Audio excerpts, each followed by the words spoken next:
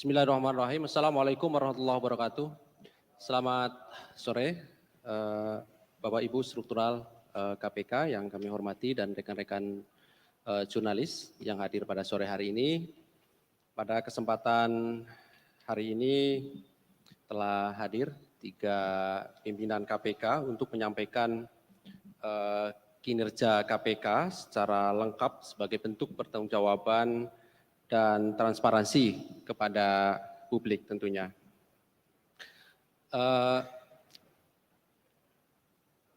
Sekaligus untuk memberikan pemahaman juga secara utuh kepada masyarakat terkait dengan capaian kinerja pemberantasan korupsi berdasarkan data selama tahun 2021.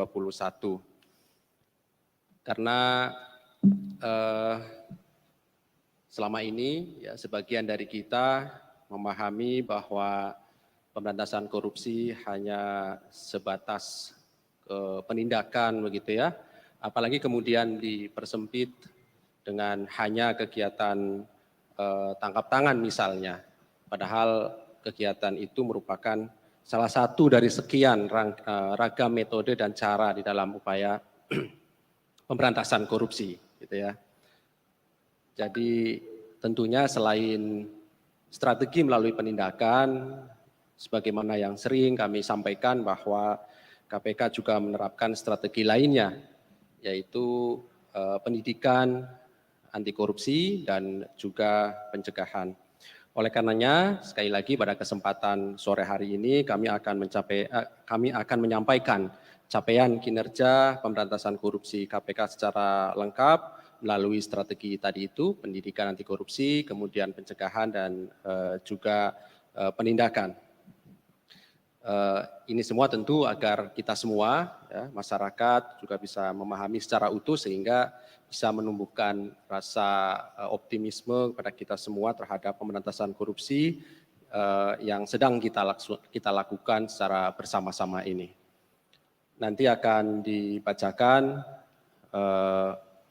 poin-poin dari kinerja tahun 2021 oleh pimpinan, nanti berturut-turut akan disampaikan oleh Pak Ketua, kemudian nanti dilanjutkan oleh Pak NG dan juga Pak AM, keseluruhan 3 hal tadi dan juga tentu kelembagaan. Setelahnya nanti akan diberi kesempatan juga kepada teman-teman jurnalis untuk bisa bertanya ya terkait dengan apa yang kami sampaikan pada sore hari ini, dan waktu kita nanti maksimal jam 18.30 saya kira ya, karena ini ada nanti waktu maghrib, jadi maksimal kami batasi 18.30. Baik, kami silahkan pimpinan Pak Ketua untuk membuka lebih dahulu paparan mengenai kinerja KPK di tahun 2021 ini. Kami silakan, Pak. Assalamualaikum warahmatullahi wabarakatuh.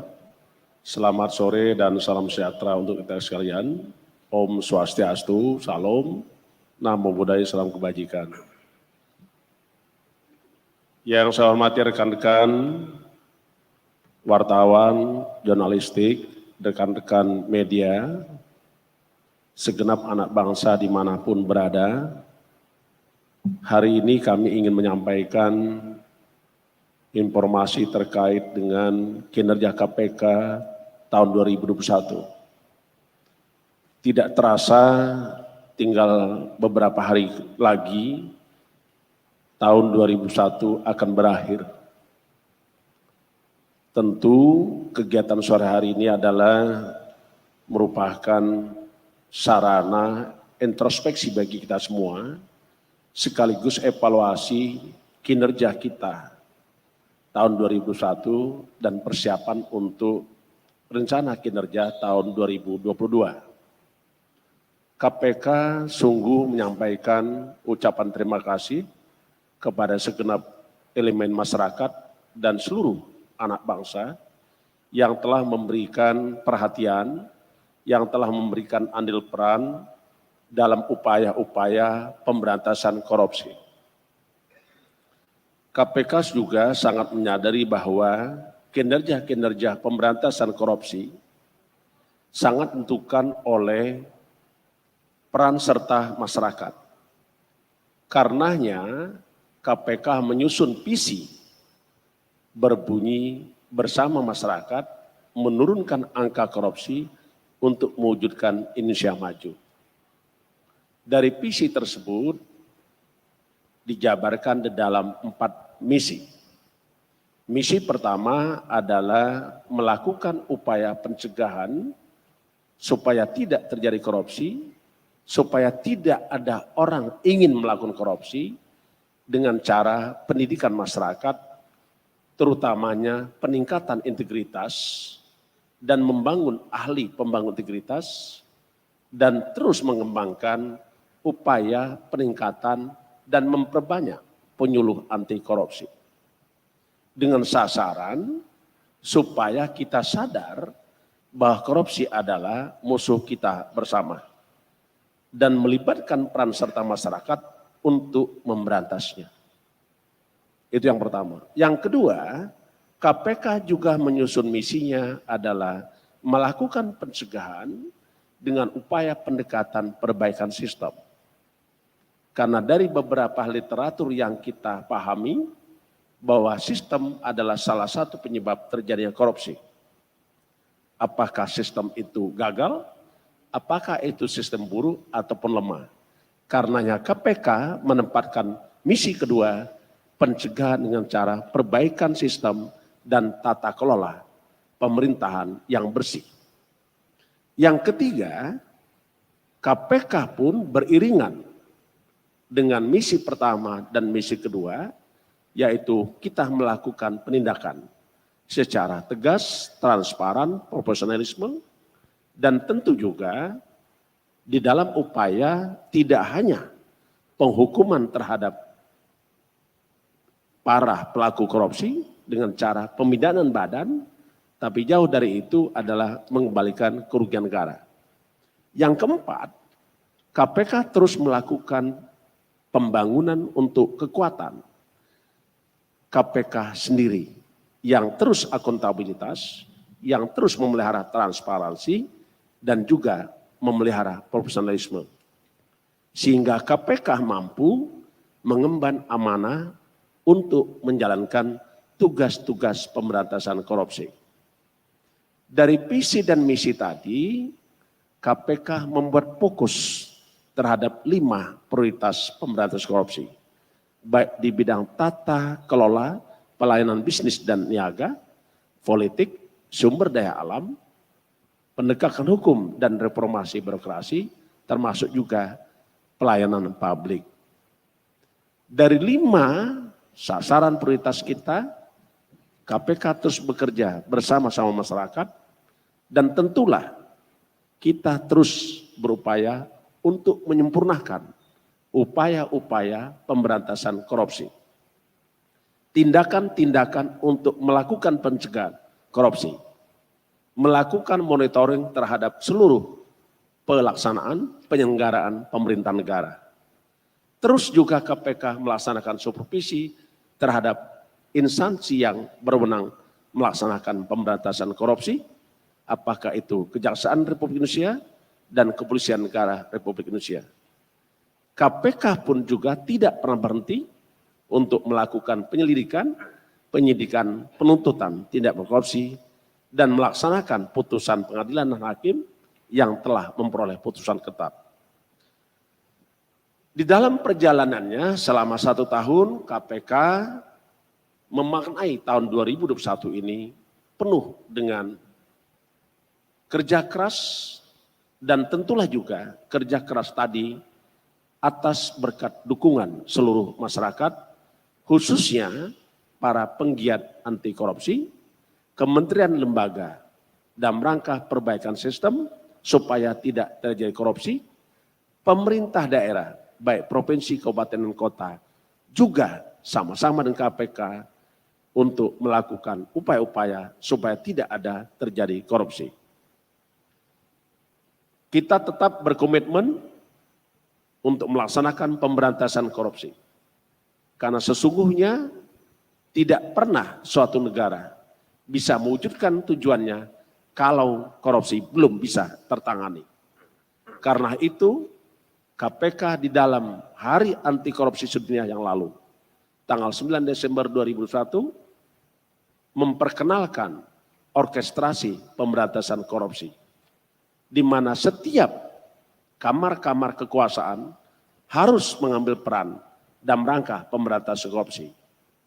Baik kamar legislatif dalam penyusunan undang-undang harus bebas dari korupsi. Kamar eksekutif dalam penyusunan pengesahan anggaran belanja negara dan implementasi serta pengesahan maupun dalam pengawasannya harus bebas dari korupsi. Kamar yudikatif, seluruh proses-proses peradilan harus bebas dan bersih dari korupsi.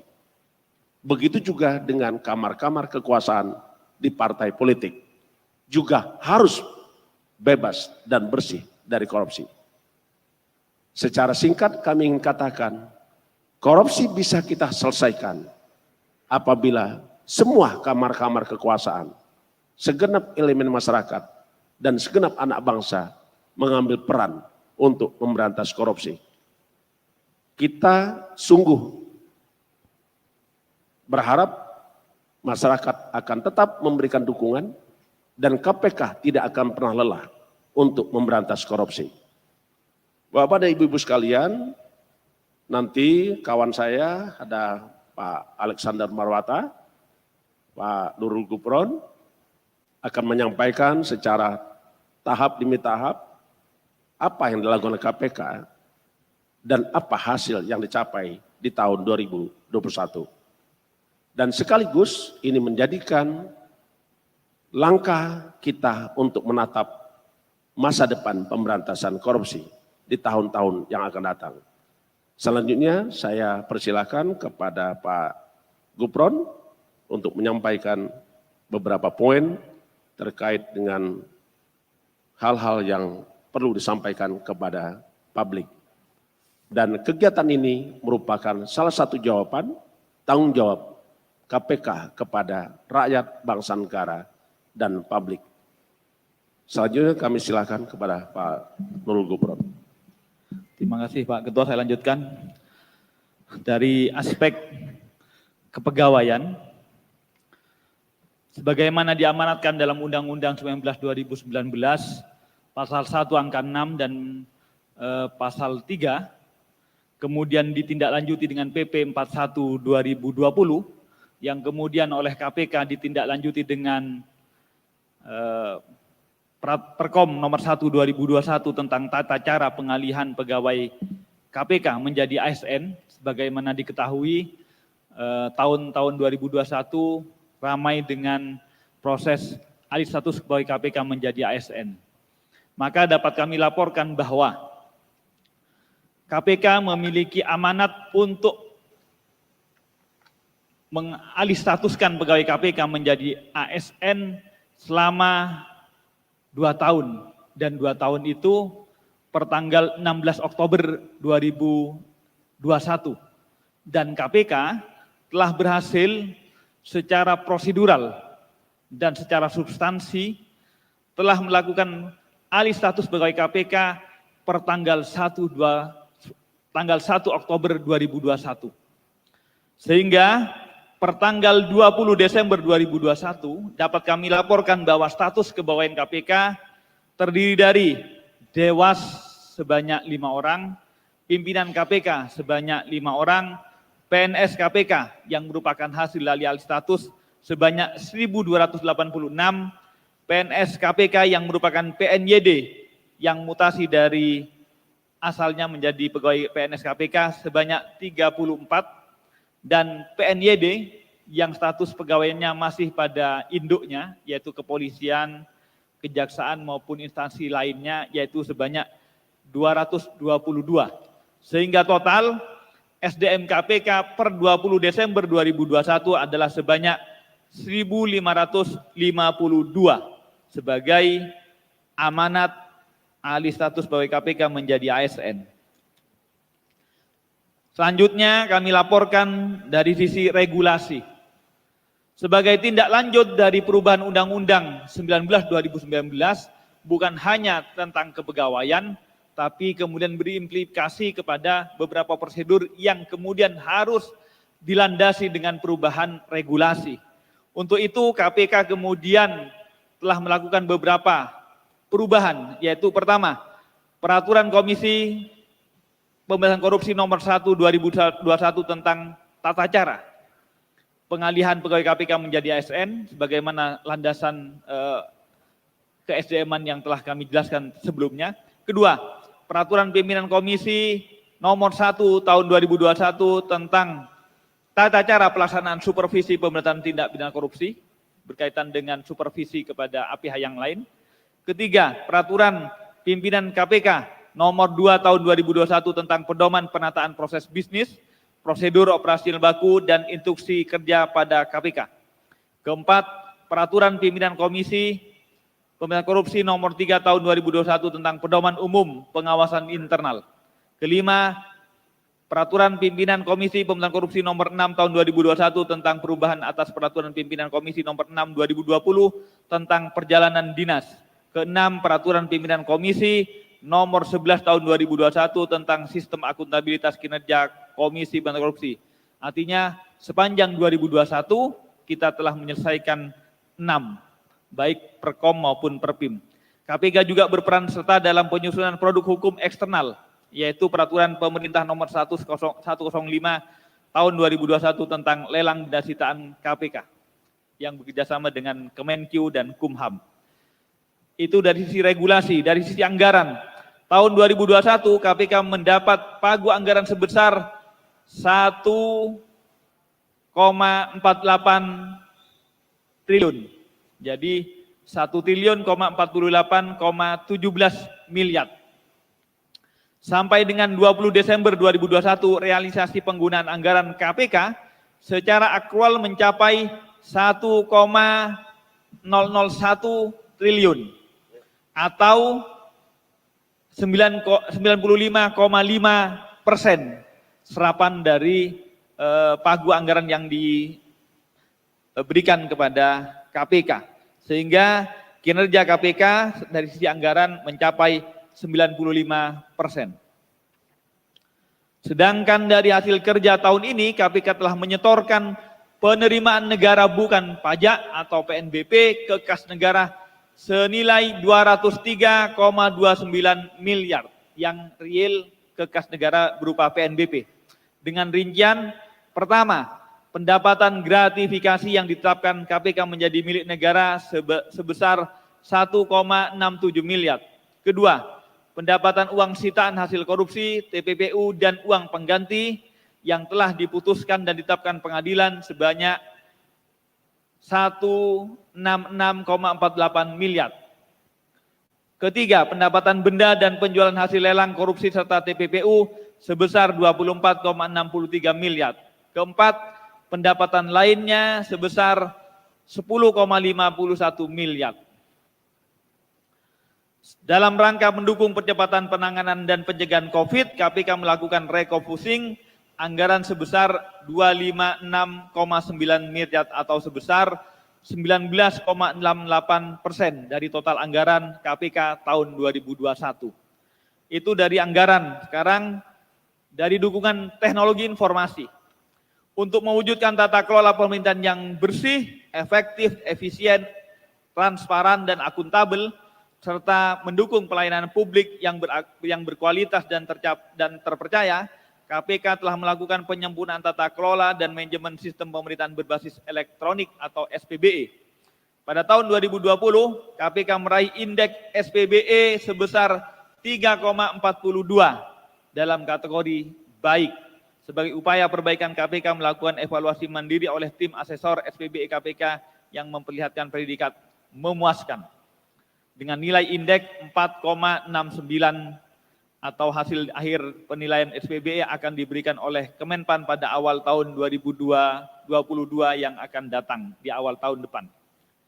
KPK juga sedang melakukan analisis fraud pengadaan barang dan jasa menggunakan analisis big data yang merupakan implementasi dari roadmap big data KPK 2021.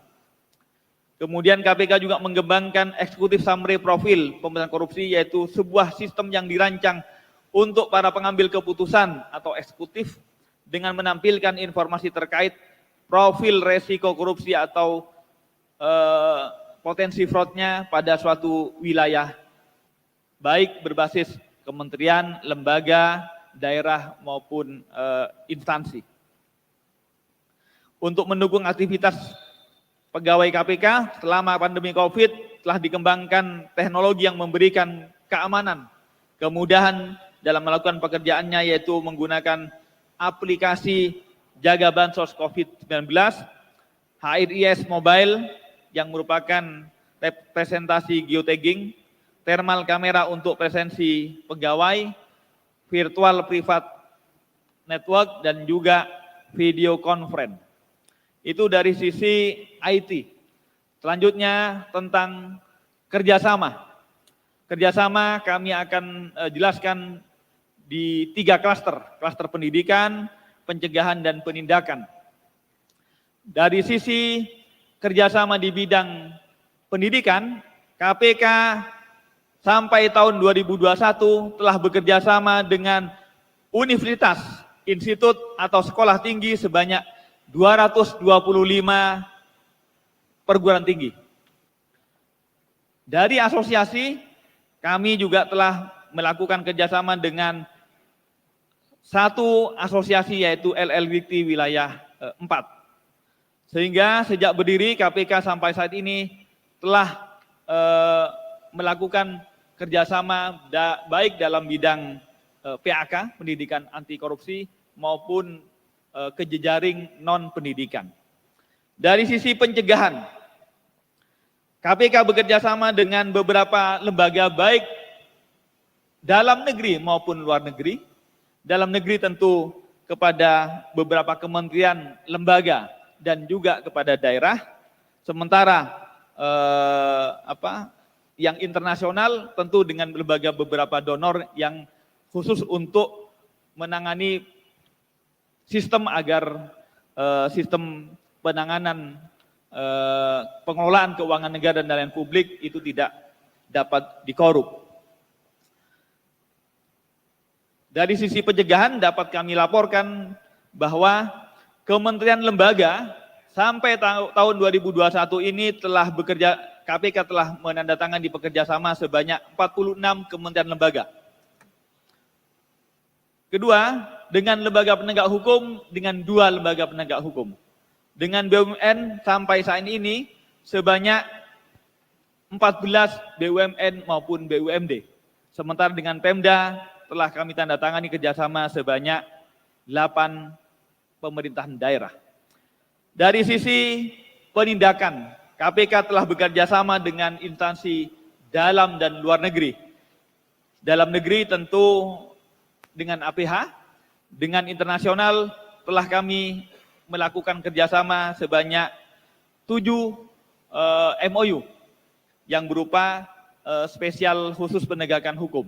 Kalau dari sisi permintaan dari kerjasama dari pihak luar ke Indonesia, telah terdapat 15 permintaan yang masuk dari luar negeri, yaitu dari salah satunya dari USIRS, SFO Inggris, IFP Australia, NACC Thailand, FBI, dan beberapa negara lainnya. Dari sisi melalui mekanisme MLA, Mutual Legal Assistance, KPK telah melakukan 1 kali permintaan pencarian data dan informasi, yaitu perampasan aset di Singapura. Itu dari sisi penindakan, sehingga jika di total sejak KPK berdiri sampai dengan sekarang, pertanggal 29 Desember ini telah membangun kerjasama di bidang internasional dalam penindakan sebanyak 18 lembaga internasional. Dan dalam rangka presidensi Indonesia pada G20 ACWG, KPK menyusun deliverable outcome document dengan melibatkan kementerian lembaga terkait, yang salah satunya Abgapkum, perwakilan masyarakat sipil, akademisi, dan organisasi internasional dalam kerangka pemberantasan korupsi. Selanjutnya tentang inspektorat. Dalam menjalankan fungsi pengawasan di internal, KPK memfungsikan pengawasannya menggunakan inspektorat. Selama 2021, inspektorat telah melakukan beberapa kali kegiatan yang dapat kami rincikan sebagai berikut. Pertama, audit atau evaluasi dan review bidang kinerja dan keuangan sebanyak 30 kali penugasan. Kedua, pemeriksaan dengan tujuan tertentu telah dilaksanakan 3 penugasan. Ketiga, pemeriksaan terkait BMN hilang telah dilaksanakan 6 kali penugasan. Keempat, pemeriksaan dugaan pelanggaran disiplin sebanyak 4 penugasan. Dan kelima, penugasan yang sifatnya konsultasi sebanyak 30 kali penugasan. Inspektorat memberikan porsi lebih pada fungsi konsultasi dan layanan pendampingan baik kepada internal maupun eksternal seperti Menpan, BPK, BPKP, BKN, BNN, dan lain-lain. Sehingga tercatat selama 2021 terdapat 8 penugasan kegiatan pendampingan dari inspektorat. Selanjutnya kami jelaskan dari sisi penghargaan. KPK mendapatkan penghargaan di tahun 2021, diantaranya adalah pertama, opini wajar tanpa pengecualian dari BPK Republik Indonesia dalam laporan hasil pemeriksaan atas LPK Kementerian Lembaga tahun 2020. Kedua, KPK meraih predikat A dengan nilai 82,14 pada evaluasi akuntabilitas kinerja instansi pemerintah tahun 2020. AKIP 2020. Tiga, KPK juga meraih peringkat kelima terbaik dengan nilai 86,93 dan kategori A, yaitu memuaskan pada penghargaan kearsipan dari ANRI Republik Indonesia, Arsip Nasional Republik Indonesia. Keempat, aplikasi jaga.id yang merupakan aplikasi yang dikembangkan untuk menerima komplain dan juga melanjutkan pada kementerian lembaga yang berkepentingan. KPK memperoleh penghargaan Honorable Mention dalam acara World Justice Challenge 2021 yang dilaksanakan oleh Advancing the Rule of Law in the Time of Crisis. Acara ini diselenggarakan oleh World Justice Process dengan diikuti 425 peserta dari 114 negara. Jadi penghargaan ini bukan penghargaan nasional, ini adalah penghargaan internasional di kala COVID. Jaga terpilih menjadi salah satu dari 10 proyek yang diakui dan meraih penghargaan tersebut di antara 425 peserta dari 114 negara. KPK menerima anugerah meritokrasi 2021 yang diselenggarakan oleh Komisi Aparatur Sipil Negara dengan predikat sangat baik atas keberhasilannya menetapkan dan menerapkan sistem merit dalam manajemen ASN di KPK. Selanjutnya akan dilanjutkan oleh Pak Alex. Ya, terima kasih. Selanjutnya saya ingin menyampaikan kinerja KPK di bidang pendidikan dan peran serta masyarakat. Sebagai salah satu trisula pemberantasan korupsi, pendidikan anti korupsi memegang peran yang penting dalam pemberantasan tindak pidana korupsi. untuk membangun budaya integritas. Ya. Mulai strategi implementasi pendidikan anti korupsi dan peran serta masyarakat, ada 5 upaya peningkatan yang dilakukan oleh KPK. Yang pertama terkait dengan substansi dan instrumen pendidikan anti korupsi dan pembangunan integritas pada jejaring pendidikan. Kemudian yang kedua terkait dengan pemahaman anti korupsi pada masyarakat. Yang ketiga, partisipasi masyarakat dalam pemberantasan korupsi melalui pendidikan, pencegahan, dan penindakan. Yang keempat, terkait dengan kompetensi dan sertifikasi anti korupsi. Dan yang kelima, terkait dengan profesionalitas proses peningkatan kompetensi dan sertifikasi anti korupsi. Kemudian untuk memastikan perluasan cakupan dan dampak berkelanjutan dalam pendidikan anti korupsi di Indonesia, KPK menyusun strategi nasional pendidikan anti korupsi atau Stranas PAK dengan PK. Stranas PAK dibagi dalam 4 area strategi intervensi pendidikan anti korupsi, yaitu yang pertama pendidikan anti korupsi di kurikulum pendidikan anak usia dini dan pendidikan dasar dan menengah. Yang kedua, pendidikan anti korupsi di pendidikan tinggi. Yang ketiga, pendidikan anti korupsi di formal kedinasan. Dan yang keempat, integritas ekosistem pendidikan. Tahun 2021 melalui 2 program utama, yaitu pembangunan ekosistem pendidikan yang berintegritas dan integrasi pendidikan anti korupsi pada kurikulum serta penguatan kapasitas dan pemberdayaan jejaring pendidikan. Output yang dihasilkan adalah sebagai berikut. Ada 66 pemerintah daerah yang telah memiliki regulasi pendidikan anti korupsi atau 360 peraturan kepala daerah, terdiri dari 18 peraturan gubernur, 78 peraturan wali kota, dan 264 peraturan bupati. Kemudian terkait dengan implementasi pendidikan anti korupsi pada 24.349 pendidikan dasar ya, setingkat SD ini atau sejumlah 6% dari seluruh sekolah dasar yang sudah mengimplementasikan pendidikan anti korupsi. Ada 3.438 atau 9% pendidikan menengah ini dari SMP dan SMA, dan ada 6.297 atau 18% dari program studi perguruan tinggi ini yang sudah menerapkan pendidikan anti korupsi. Selanjutnya terkait dengan pemberdayaan dan penguatan pendidikan anti korupsi, KPK melakukan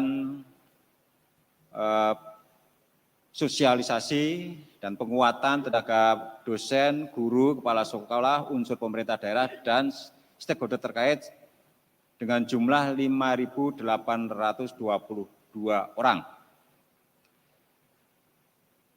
Sementara itu untuk mendorong pemahaman anti korupsi, KPK juga telah melakukan kegiatan kampanye dan sosialisasi yang menyentuh 15,9 juta masyarakat Indonesia, termasuk membangun aksi kolaborasi anti korupsi dengan 29 instansi.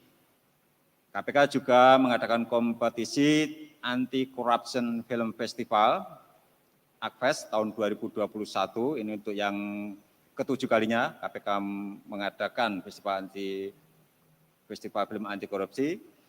Pada tahun 2021 berhasil memperoleh 424 proposal ide cerita dan 455 karya film dan vlog dari masyarakat Indonesia.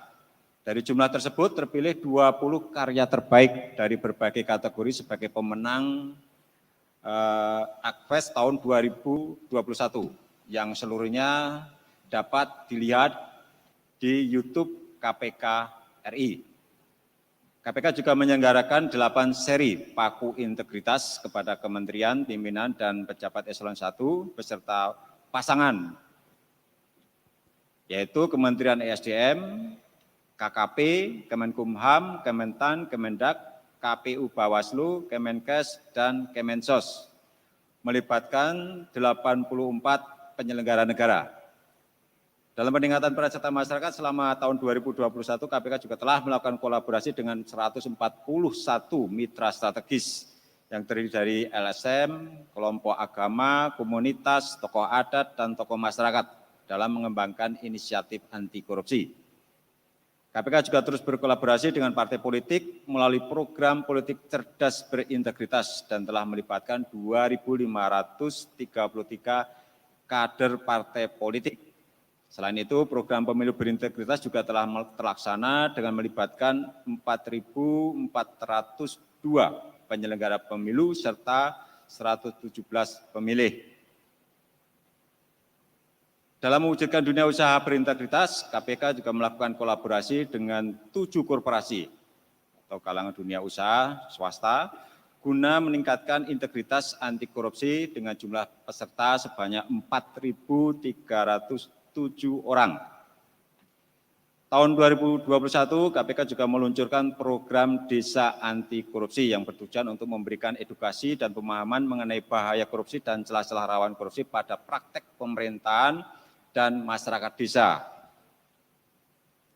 Program Desa Anti Korupsi ini KPK melibatkan atau bekerjasama dengan Kementerian Desa, PDTT, Kemendagri, Kemenkeu, Inspektorat Provinsi, Kabupaten, serta Asosiasi Pemerintahan Desa seluruh Indonesia, sesuai dengan indikator yang telah dirumuskan, melakukan penilaian dan menyepakati untuk memilih Desa Panggung Harjo, Kabupaten Bantul di Jogja sebagai pilot project dalam program tersebut.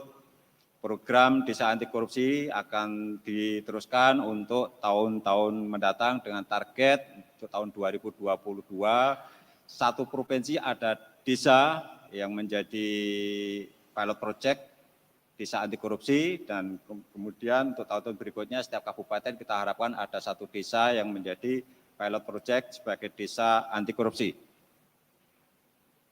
Selanjutnya, dalam rangka peningkatan kompetensi dan pemahaman tentang anti korupsi, KPK melalui lembaga sertifikasi profesi KPK yang berada di bawah Direktorat Pendidikan dan Pelatihan Anti Korupsi telah melakukan sertifikasi terhadap 756 penyuluh anti korupsi. Sampai dengan saat ini, KPK memiliki 2.047 penyuluh anti korupsi yang tersebar di seluruh Indonesia. Kemudian 125 ahli pembangunan integritas, sehingga terdapat 228 ahli pembangun integritas di berbagai instansi. Pada tahun 2021, Lembaga Sertifikasi Profesi KPK juga telah mendapatkan relisensi sebagai Lembaga Sertifikasi Profesi dari BNSP, Badan Nasional Sertifikasi Profesi, yang berlaku selama 5 tahun. Relisensi ini merupakan pengakuan dari BNSP bagi LSP KPK untuk menyelenggarakan sertifikasi di bidang anti korupsi. Saat yang sama, LSP KPK juga melakukan sertifikasi ulang bagi penyuluh anti korupsi kepada 39 penyuluh anti korupsi dan 18 ahli pembangun integritas.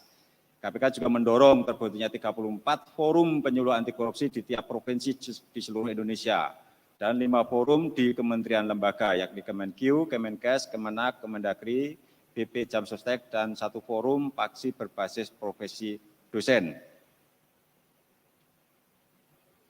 Untuk meningkatkan kompetensi dan kapasitas insan KPK telah diselenggarakan 140 program diklat internal yang diikuti oleh 3.559 peserta.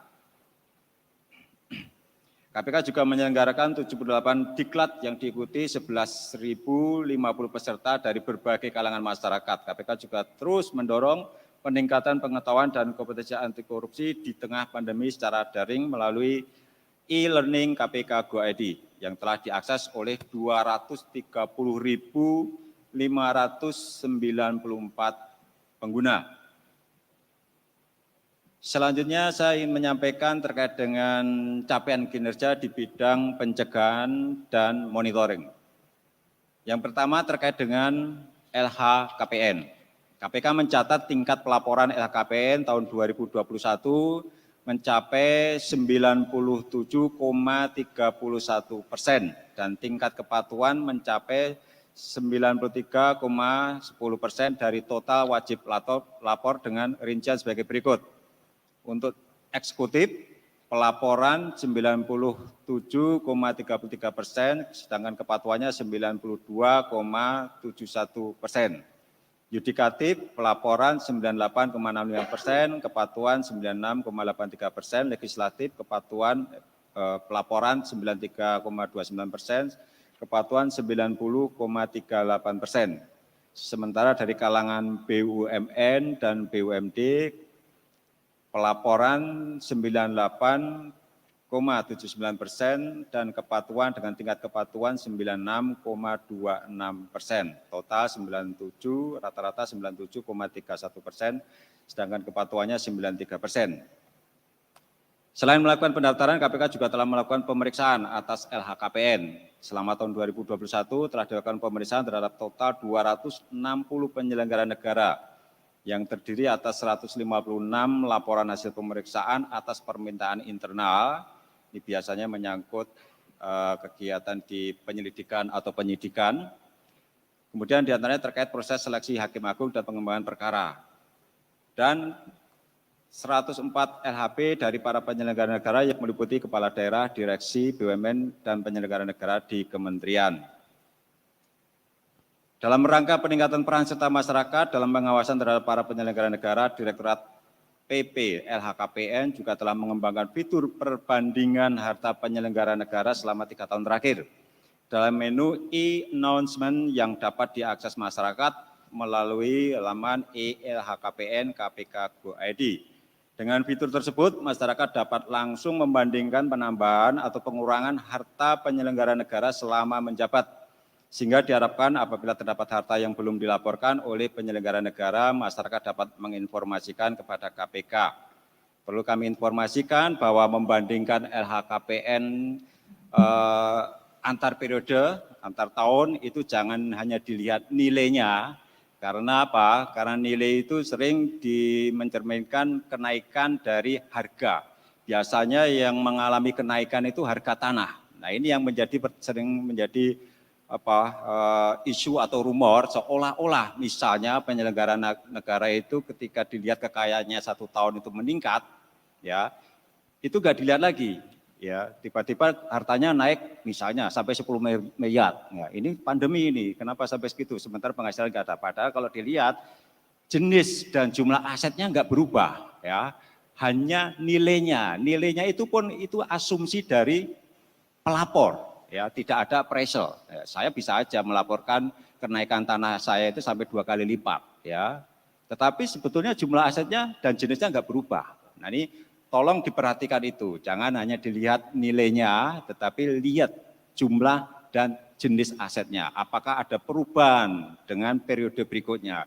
Kalau nggak ada perubahan, ya abaikan saja, ya, karena itu hanya menyangkut nilai, itu pun asumsi dari pelapor itu sendiri, tidak melalui appraisal. Nah ini yang perlu teman-teman cermati ketika membandingkan LHKPN antar periode untuk satu penyelenggara negara.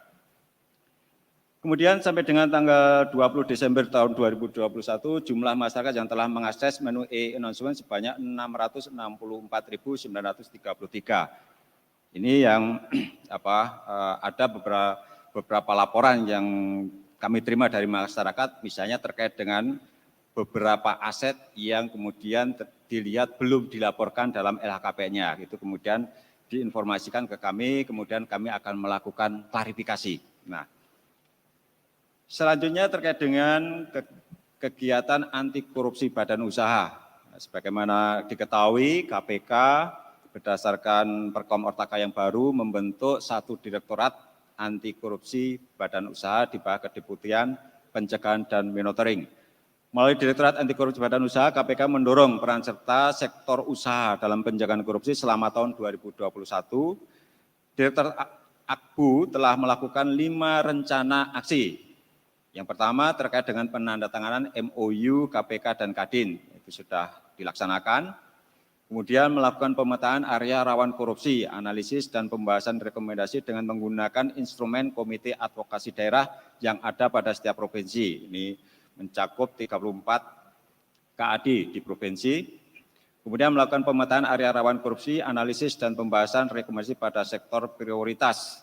Jadi ada 6 sektor prioritas, yaitu infrastruktur, kesehatan, pangan, migas, kehutanan, dan keuangan. Yang keempat, mendorong pelaku usaha untuk mengimplementasikan sistem manajemen anti penyuapan. Ini mencakup 48 badan usaha dan mendorong pelaku usaha untuk ikut serta dalam sertifikasi ahli pembangunan integritas atau API. Ini ada 125 orang.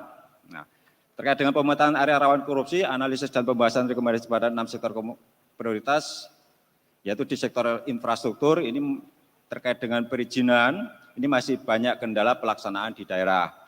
Kemudian menyangkut kesehatan, ini pengadaan alat kesehatan di daerah terutama di masa pandemi, ini juga ada permasalahan. Kemudian terkait dengan pangan, pengelolaan hasil pertanian yang mengakibatkan munculnya celah korupsi seperti pungutan liar dan lain sebagainya. Migas, ini menyangkut permasalahan perizinan yang harus melalui pihak ketiga agar perizinan tersebut keluar dengan cepat. Padahal dengan melibatkan pihak ketiga akan mengakibatkan biaya ekonomi yang tinggi. Kemudian di sektor kehutanan itu pengurusan persyaratan perizinan tempat penimbunan kayu yang masuk kategori terminal khusus. Dan di sektor keuangan ini penyimpangan dalam pemberian kredit. Ini yang dipetakan oleh Direktorat Anti Korupsi Badan Usaha terkait dengan titik-titik rawan di 6 sektor strategis. Kemudian menyangkut gratifikasi dan pelayanan publik sepanjang tahun 2021, KPK telah menerima 2029 laporan gratifikasi dengan total nominal yang dilaporkan 7,9 miliar.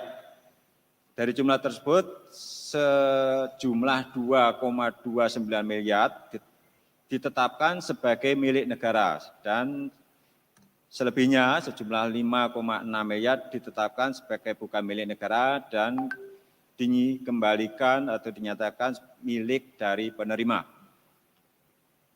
Pada pengelolaan unit pengendali gratifikasi, KPK mencatat 34 kementerian telah menyampaikan sejumlah 32 laporan. 69 lembaga negara telah menyampaikan sejumlah 61 laporan, 34 provinsi telah menyampaikan sejumlah 32 laporan, 514 kabupaten kota telah menyampaikan sejumlah 287 laporan, 123 BUMN telah menyampaikan 70 laporan. Sehingga secara total ada 482 dari total 774 instansi atau lembaga atau jumlah 62,27% telah menyampaikan laporan gratifikasinya melalui unit pengendali gratifikasi. Selanjutnya terkait dengan jaringan pencegahan korupsi atau JAGA. Ini kepedulian KPK terhadap peningkatan kualitas layanan publik juga dilakukan dengan terus mengembangkan platform jaringan pencegahan korupsi atau JAGA sebagai medium literasi publik dan menampung keluhan masyarakat terkait pelayanan publik pada sektor pendidikan, anggaran, kesehatan, dana desa, dan perizinan. Awal tahun 2021, tadi sudah disampaikan Pak Gufron, JAGA dianugerahi Honorable Mention dari World Justice Challenge tahun 2021. Kemudian platform JAGA saat ini memiliki 107.535 akun terdaftar per 20 Desember 2021. Traffic hit pada web dan aplikasi pun meningkat dari periode sebelumnya, yakni sebesar 76% menjadi 11.012.340 hits dalam setahun. Total keluhan yang disampaikan oleh masyarakat melalui fitur JAGA Bansos mencapai 1.080 laporan dengan 3 topik keluhan terbanyak dilaporkan tidak menerima bantuan padahal sudah mendaftar, bantuan tidak dibagikan oleh aparat, dan penyaluran bantuan Presiden Produktif Usaha Mikro. Kemudian kegiatan monitoring. Dalam rangka melaksanakan strategi pencegahan korupsi, KPK salah satunya melakukan monitoring melalui kegiatan kajian pada sistem pengelolaan administrasi negara untuk selanjutnya memberikan rekomendasi perbaikan kepada pemangku kepentingan terkait jika ditemukan adanya potensi yang menyebabkan terjadinya tindak pidana korupsi. Tahun 2021, KPK telah membuat 27 kajian. Antara lain yaitu kajian optimalisasi penerimaan pajak pada sektor perkebunan dan pertambangan dalam perspektif anti korupsi. Kajian ini bertujuan memetakan titik rawan korupsi kepatuhan pelaksanaan kewajiban pajak PBB pada sektor perkebunan, perhutanan, pertambangan minyak dan gas bumi, pertambangan untuk pengusahaan panas bumi, pertambangan mineral batu bara, dan sektor lainnya. Berdasarkan hasil analisis terdapat potensi penerimaan pajak terhutang PBB sebesar 132 miliar 578 juta. Kemudian dari hasil analisis dan permasalahan yang ditemukan, KPK telah merekomendasikan. Yang pertama, Pemda melakukan pemetaan data analisis tutupan sawit dan pembuatan sistem STDB terintegrasi dengan data izin dari pajak daerah. Percepatan penyelesaian peta indikatif tumpang tindih izin usaha pertambangan dalam kawasan hutan dengan pelibatan para pihak di bawah Stranas PK dan tindak lanjut atas kerjasama optimalisasi KPK Ditjen Pajak terhadap selisih luasan 373.000 hektar dan perbaikan mekanisme pengisian SPOP dan penetapan SPPT. Kemudian terkait pengkajian tata kelola bantuan sosial reguler, program Keluarga Harapan dan bantuan program non-tunai. Dari hasil pemantauan, observasi dan analisis ditemukan potensi permasalahan dari kedua program tersebut sebagai berikut. Kemahalan harga sebesar rata-rata 14% dari harga pasar atau lebih kurang senilai 222,65 miliar per tahun. Yang kedua juga terkait dengan sistem pengawasan program bantuan pangan non-tunai masih lemah. Pendistribusian BNNT dan PKH belum terkelola dengan baik. Dan keempat, belum dibuatnya dashboard penyaluran PKH. Atas poin 1 dan 2, Menteri Sosial telah menyampaikan rencana langkah perbaikan yang dipaparkan kepada pimpinan KPK. Kemudian atas poin 3 dan 4, KPK telah memberikan rekomendasi sebagai berikut terhadap temuan pengendapan dana bansos pada Kartu Keluarga Sejahtera. Penyaluran BPNT dan PKH dilakukan setelah KKS diterima dan diaktifasi oleh penerima bantuan sosial. Kemudian perbaikan perjanjian kerjasama antara Himbara dengan Kementerian Sosial untuk mempercepat pengembalian ke kas negara atas dana yang tidak terdistribusi. KPK juga telah melakukan survei penilaian integritas tahun 2021 untuk mengukur indeks integritas nasional, yaitu tingkat risiko korupsi pada kementerian, lembaga pemerintah daerah melalui persepsi dan pengalaman masyarakat, serta data objektif dari pihak internal, lembaga, masyarakat pengguna layanan, dan para pihak pemangku kepentingan yang tanggal 23 kemarin sudah di-launching dan sudah diumumkan pada media. Rata-rata skor indeks integritas tahun ini 72,43% dengan rentang indeks paling rendah 42 dan paling tinggi 91,72. Melampaui target skor 70 sebagaimana tertuang dalam RPJMN tahun 2020-2024. SPI melakukan penilaian terhadap 7 elemen meliputi pengelolaan pengadaan barang dan jasa, integritas dalam pelaksanaan tugas, pengelolaan anggaran, transparansi, perdagangan pengaruh, pengelolaan sumber daya manusia, dan sosialisasi anti korupsi. Temuan risiko korupsi yang dipetakan berdasarkan hasil SPI tahun 2021 terkait dengan penyalahgunaan fasilitas kantor untuk kepentingan pribadi, intervensi, trading in influence, baik dalam bentuk penentuan program dan kegiatan, perizinan, hingga penentuan pemenang pengadaan barang dan jasa. Kemudian terkait dengan risiko korupsi dalam promosi, mutasi, atau jual beli jabatan, banyak terjadi di lingkungan pemerintah kabupaten. Dari kegiatan SPI tahun 2021, KPK memberikan rekomendasi terdiri dari 6 poin, yaitu meminimalisir perdagangan pengaruh dalam pengambilan keputusan, memaksimalkan kemampuan sistem serta sumber daya internal untuk mendeteksi kejahatan korupsi. Yang ketiga, optimalisasi pengawasan internal dan eksternal. Yang keempat, penguatan sosialisasi, kampanye dan pelatihan anti korupsi. Yang kelima, peningkatan kualitas sistem merit dan pengaturan pengelolaan konflik of interest, konflik kepentingan. Dan yang keenam, pengembangan sistem pengaduan masyarakat terkait korupsi. Selanjutnya terkait dengan Stranas PK, KPK dalam Strategi Nasional Pencegahan Korupsi berperan mengkoordinasikan seluruh program pencegahan korupsi baik di instansi pemerintah maupun di internal KPK. Periode tahun 2021 dan 2022, Stranas PK melaksanakan 12 aksi PK yang melibatkan 48 kementerian lembaga, 34 provinsi, dan 57 kabupaten kota. Dalam jangka waktu pelaksanaan target 2 tahun Stranas PK tersebut, pelaksanaan 12 aksi pencegahan korupsi telah memberikan dampak signifikan, tergambar dari beberapa capaian berikut. Yang pertama, wilayah pelabuhan. Stranas PK bersama stakeholder kunci telah melakukan penyederhanaan dan penguatan proses bisnis ekspor-impor melalui Indonesia National Single Window. Sehingga barang impor yang masuk ke pasar domestik pada saat panen raya di mana produksi lokal sedang tinggi, dipastikan tidak terjadi lagi, sehingga harga di tingkat konsumen menjadi lebih terkendali dan stabil. Yang kedua, proses pengadaan barang dan jasa, khususnya untuk belanja langsung pemerintah di bawah 200 juta. Saat ini telah dilakukan secara online melalui platform Bela Pengadaan yang mengadopsi sistem belanja marketplace.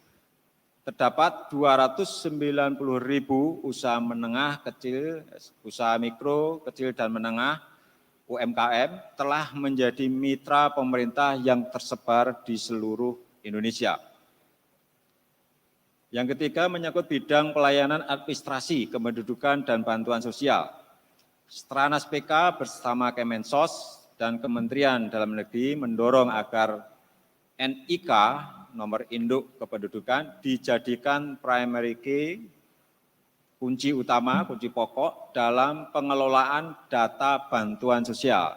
Salah satunya dengan cara pemadanan di TKS dengan NIK yang saat ini telah mencapai 87%. Melalui perbaikan tata kelola data ini terjadi efisiensi dalam bentuk perluasan cakupan penerima bansos atau setara dengan 2,83 triliun rupiah. Dan untuk penerima bantuan iuran jaminan kesehatan nasional setara dengan 672 miliar rupiah. Yang keempat, bidang komunikasi. Tahun 2021, sense of ownership dan engagement mulai terlihat di lingkungan kementerian, lembaga, Pemda. Selain itu lebih dari 20 CSO, pusat dan 100 LSM serta akademisi lokal telah dilibatkan dalam diskusi-diskusi penyusunan aksi dan monitoring pelaksanaan aksi dan 11 serial bincang Stranas PK webinar pencegahan korupsi. Selanjutnya untuk tugas koordinasi dan supervisi akan kembali disampaikan oleh Pak Gufron. Terima kasih Pak Alex. Saya lanjutkan bidang koordinasi dan supervisi. Apa koordinasi dan apa supervisi? Sebagaimana disampaikan Ketua tadi bahwa pemberantasan korupsi merupakan orkestrasi karena aparat dan juga lembaga atau institusi yang berwenang melakukan pencegahan dan pemberantasan korupsi sesungguhnya bukan hanya KPK. Untuk itu kemudian agar visinya, kitanya dan mimpinya satu, maka perlu ada koordinator. Dan dalam hal ini adalah KPK. Secara makro maupun secara mikro. Karena itu kami jelaskan dalam sisi fungsi koordinasi. KPK mendorong peningkatan penyelenggaraan pemerintahan negara dan pengelolaan keuangan negara yang anti korupsi yang diukur melalui survei penilaian integritas atau SPI. Selain itu KPK juga mengukur keberhasilan perbaikan sistem tata kelola pencegahan korupsi pada pemerintah daerah dari jumlah penyelenggara negara yang menjadi tersangka dibandingkan dengan jumlah Pemda yang didampingi, di mana tercatat ada 9 penyelenggara negara dari 542 daerah yang didampingi atau sebesar 98,34%. Sedangkan upaya KPK dalam mendorong penyelamatan keuangan negara dan atau keuangan daerah dilakukan dengan cara pertama, mendorong OPD pada masing-masing Pemda agar melakukan penyelamatan keuangan dan aset daerah. Kedua, beberapa kali rakor sertifikasi dan penertiban aset dengan melibatkan Pemda, BPN di seluruh wilayah Indonesia. Ketiga, audiensi dengan kejaksaan dan kepolisian terkait kerjasama penyelesaian aset bermasalah dan penagihan tunggakan pajak. Keempat, melakukan monitoring penagihan piutang pajak daerah kepada seluruh Pemda.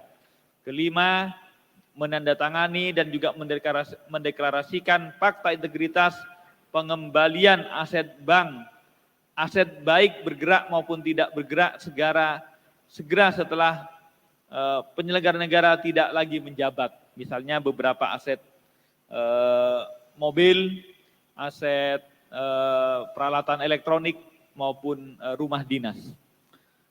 Selanjutnya, capaian penyelamatan keuangan negara maupun keuangan daerah tahun 2021 totalnya adalah sejumlah 35,965.210.077 triliun.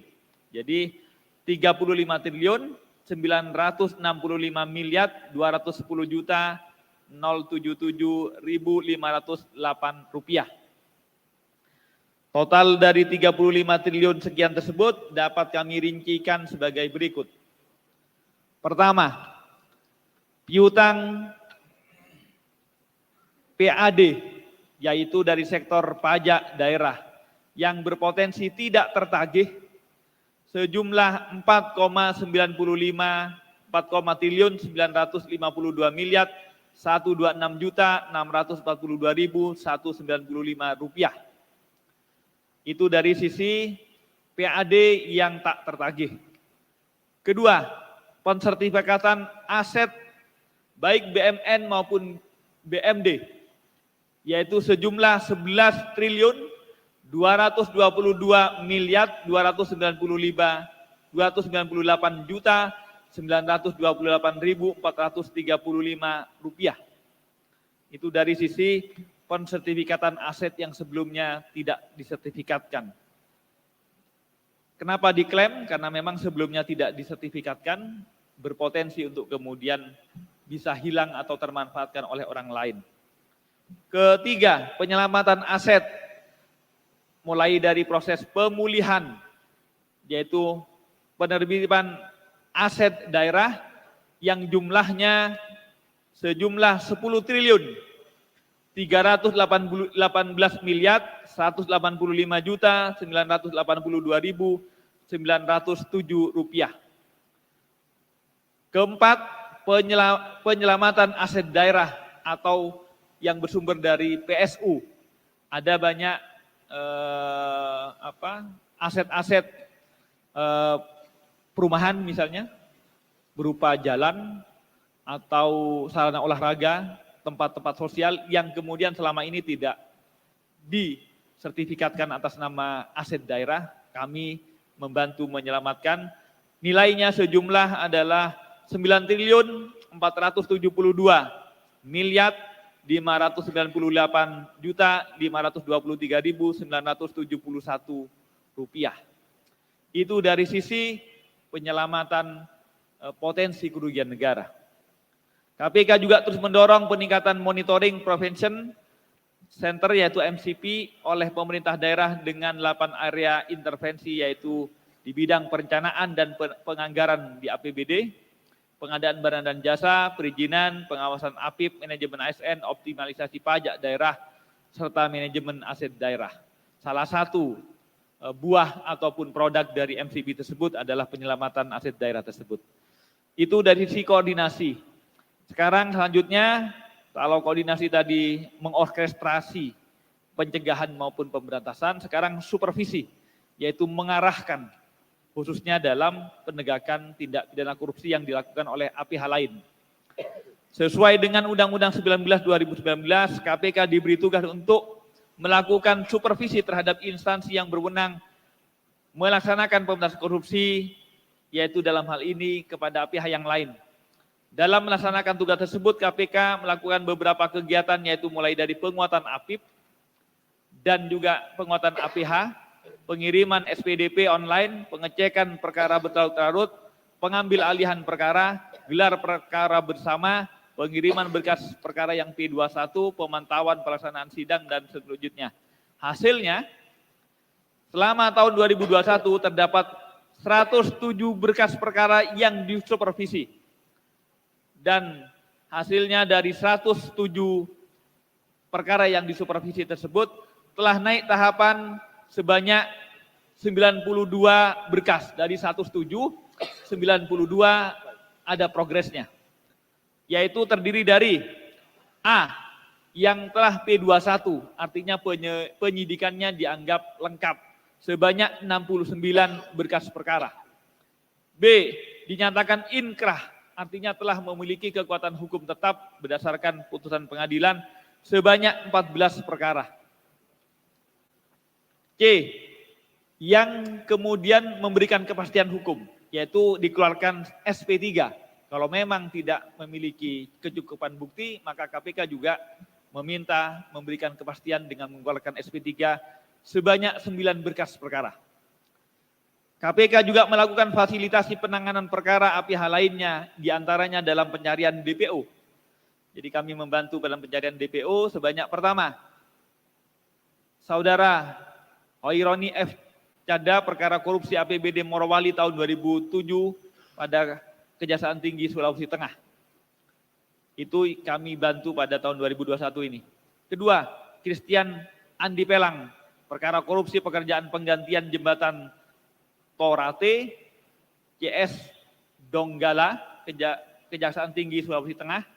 Keempat, Hasan, perkara korupsi penyaluran kredit usaha rakyat atau KUR Kejati DKI. Keempat, Denny Gumlar, perkara korupsi dalam proyek pembangunan pabrik Bentonite Jabar, permintaan dari Kejati Jabar. Sedangkan daftar DPO KPK sampai saat ini belum dapat kami sampaikan, kami masih memiliki daftar pencarian orang sebanyak 4 orang. Pertama tentu yang Anda selalu tanyakan yaitu Harun Masiku tahun 2020. Kedua, Surya Darmadi 2019. Ketiga, Izil Adhar 2018. Keempat, Kirana Autama 2017. Itu dari sisi DPO yang masih kami terus kejar. Mudah-mudahan setelah COVID agak reda kita bisa lebih leluasa untuk mencari DPO tersebut. Yang jelas KPK berkomitmen bukan hanya untuk Harun Masiku.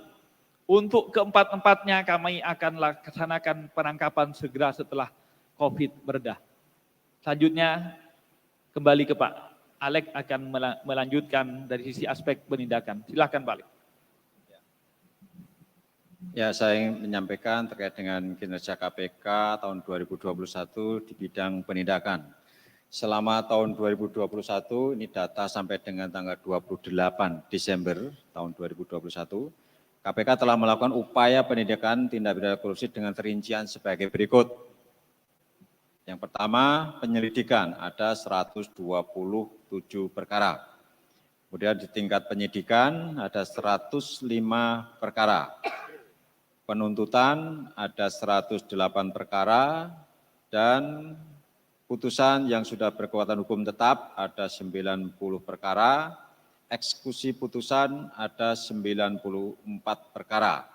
Adapun jumlah tersangka tahun 2021 ini yang sudah dilakukan penahanan 123 orang tersangka. Dari penanganan perkara tersebut, KPK berhasil melakukan aset recovery sebesar 374 miliar 400 juta rupiah. Terdiri dari 192 miliar disetorkan ke kas negara, 4,3 miliar disetor ke kas daerah, serta 177,9 miliar ke kas negara. Nah, merupakan, saya ulang, 177,9 miliar merupakan pemindah tanganan barang milik negara melalui penetapan status penggunaan dan hibah.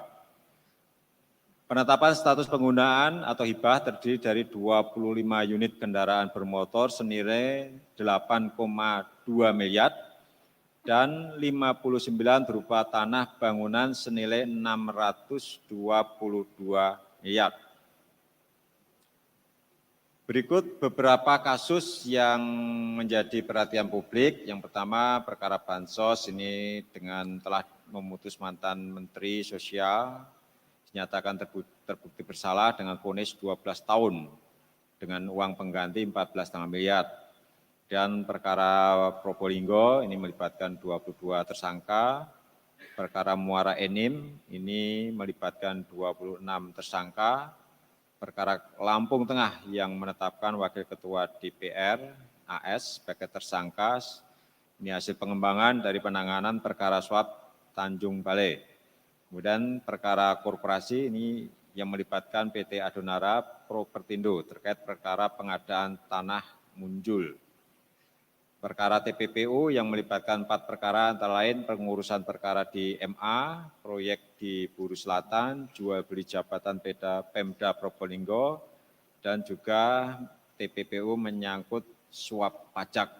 Itu beberapa kegiatan penindakan dan capaian di bidang penindakan tahun 2021. Demikian saya sampaikan. Selanjutnya akan dilanjutkan oleh Pak Billy. Silakan.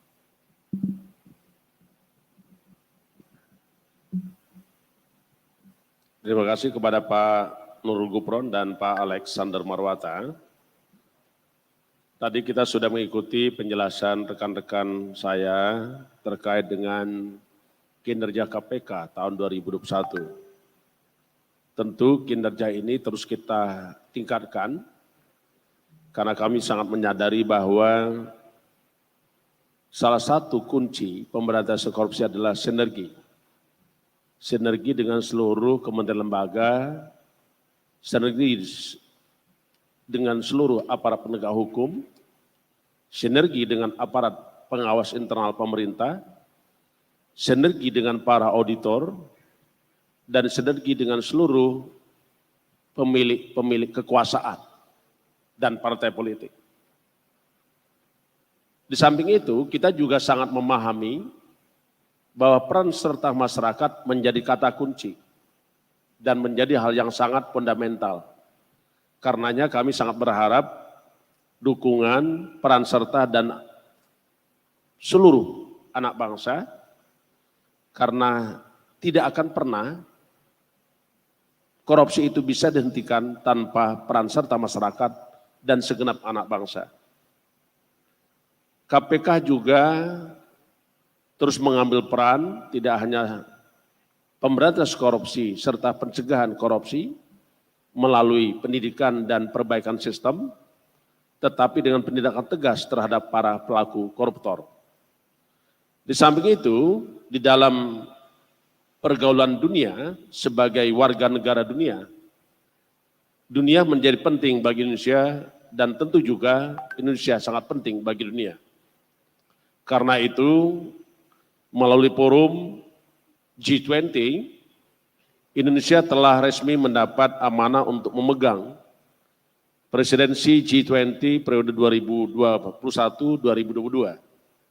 Karena itu, KPK telah melakukan upaya kerjasama dengan lembaga-lembaga anti korupsi di dunia.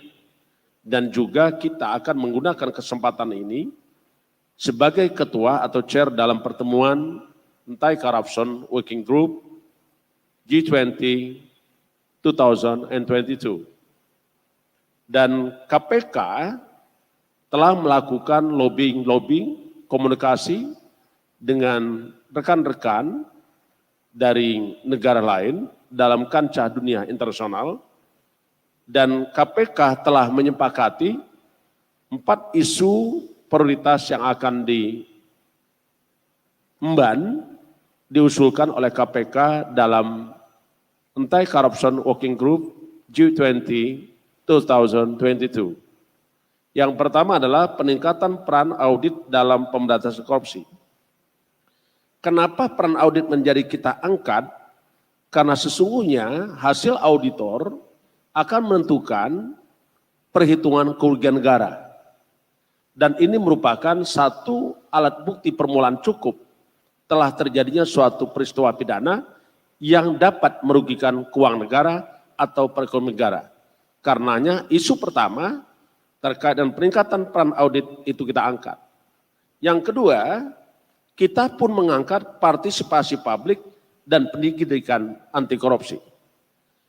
Partisipasi publik dan pendidikan anti korupsi menjadi penting kita angkat karena sesungguhnya kita ingin mengubah dari budaya korupsi menjadi budaya anti korupsi. Karenanya beberapa waktu yang lalu di Hari Anti Korupsi Dunia, KPK mengangkat tema Satu Padu Membangun Budaya Anti Korupsi. Yang ketiga, KPK mengangkat pengawasan profesional enabler dalam tindak pidana pencucian uang. Dan yang keempat, kita juga mengangkat, kita sangat memahami bahwa energi itu menjadi kata kunci dan penting dalam peradaban dunia yang mempengaruhi tentang kemajuan suatu bangsa dan negara. Karenanya kita mengangkat korupsi di sektor renewable energy atau energi yang terbarukan. Ini menjadi fokus kita di ajang Anti Corruption Working Group G20 2022. Bapak dan Ibu-Ibu sekalian, rekan-rekan pecinta KPK, rekan-rekan jurnalis, wartawan, dan segenap anak bangsa dimanapun berada, KPK pun sebagaimana tadi kami sampaikan, di dalam Harkordia 2021, Presiden menyatakan akan mendorong Undang-Undang Perampasan Aset, sehingga KPK sangat berkepentingan, berkomitmen untuk memuluskan tentang pengesahan RUU Perampasan Aset. Bapak dan Ibu-Ibu sekalian yang saya hormati, tentu kami juga ingin menyampaikan beberapa hal, nanti secara tertulis akan disampaikan kepada rekan-rekan semua, karena materi ini kami bagikan kepada semua rekan-rekan.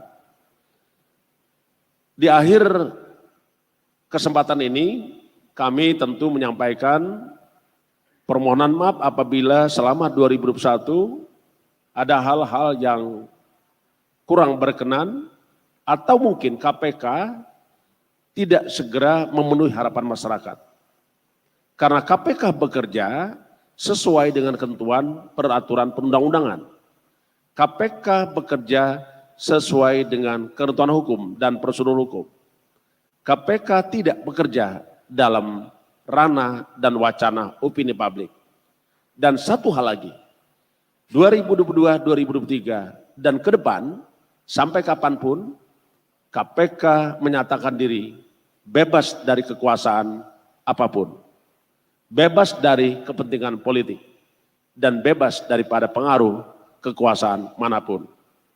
Sebagaimana diamanatkan di dalam Undang-Undang 2019 disebutkan Lembaga Komisi Pemberantasan Korupsi masuk dalam rumpun eksekutif yang dalam pelaksanaan tugas dan wewenangnya tidak terpengaruh dengan kekuasaan manapun. Status pegawai KPK betul menjadi aparatur sipil negara, tapi status tersebut tidak akan pernah berpengaruh terhadap independensi penegakan hukum dan pemberantasan korupsi. Saya kira itu saja yang ingin kami sampaikan, dan terima kasih, saya kembalikan kepada Bapak Ali Fikri. Baik, terima kasih Pak Ketua, Pak Nurul Gufron, Pak Alex yang telah menyampaikan capaian kinerja KPK untuk tahun 2021. Berikutnya kami silakan rekan-rekan bertanya terkait dengan ini. Namun sebelumnya kami akan menayangkan kaleidoskop KPK di tahun 2021. Sesuai amanat Undang-Undang Nomor 19 Tahun 2019,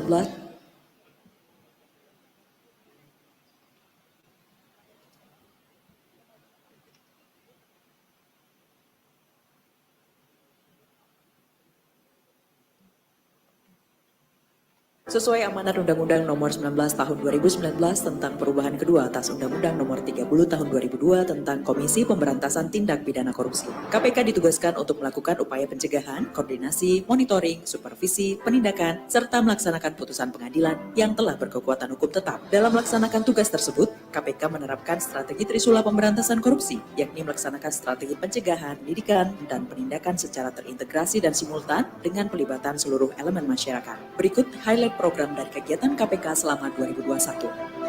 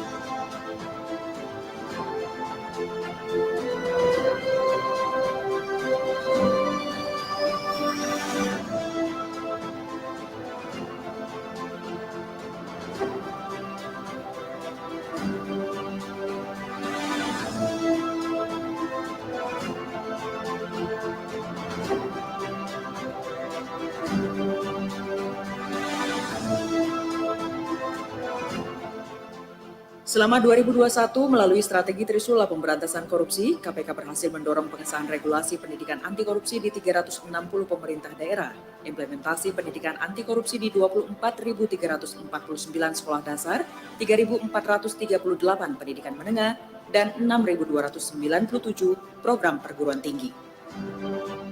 KPK bersama pemangku kepentingan terkait berhasil menyelamatkan potensi kerugian keuangan negara dan daerah senilai 35,96 triliun rupiah dari piutang pendapatan asli daerah, sertifikat aset, dan penyelamatan aset. Di bidang penindakan, KPK telah menyumbang penerimaan negara melalui aset recovery sebesar 374,4 miliar rupiah. Mari seluruh elemen masyarakat kita satukan komitmen dan semangat untuk ikhtiar bersama dalam pemberantasan korupsi demi mewujudkan Indonesia yang maju, makmur, sejahtera, bebas dari korupsi.